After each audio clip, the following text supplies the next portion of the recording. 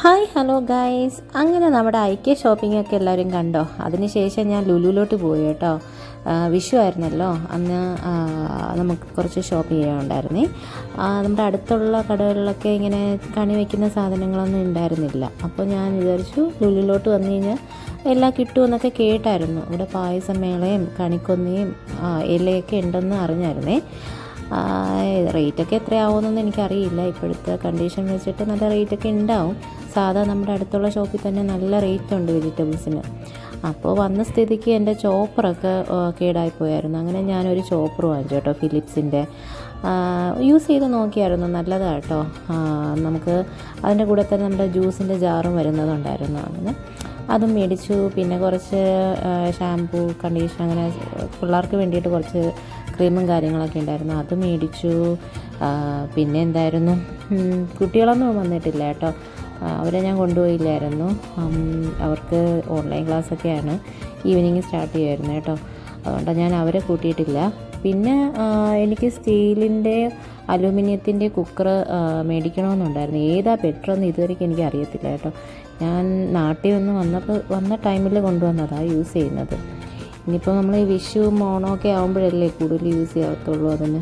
അതുകൊണ്ട് ഞാൻ മേടിക്കണോ വേണ്ടതെന്നൊക്കെ വിചാരിച്ച് പോയി.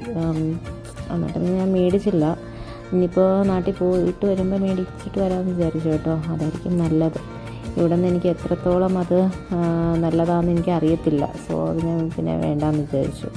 പിന്നെ നമ്മുടെ നമ്മൾ വാങ്ങിച്ചില്ലെങ്കിലും നമ്മുടെ വെസൽസിൻ്റെയും ആ സൈഡിലോട്ടൊക്കെ ഒന്ന് നോക്കിയിട്ടൊക്കെ ഞാൻ പോകാറുണ്ട് കേട്ടോ. പിന്നെ ഞാൻ ഇവിടെ നിന്ന് ഫിഷ് മേടിച്ചു. കുഴപ്പമില്ലായിരുന്നു. ചെറിയൊരു റേറ്റിനൊക്കെ ആയിരുന്നു നമുക്ക് ഫിഷൊക്കെ കിട്ടിയിട്ടുള്ളത് കേട്ടോ. നമ്മുടെ കണവ, പിന്നെ ഈ അയില, അങ്ങനെ ചെറിയ ചെറിയ സാധനങ്ങളൊക്കെ നല്ല റേറ്റിന് കുറച്ച് കിട്ടിയിട്ടുണ്ടായിരുന്നു.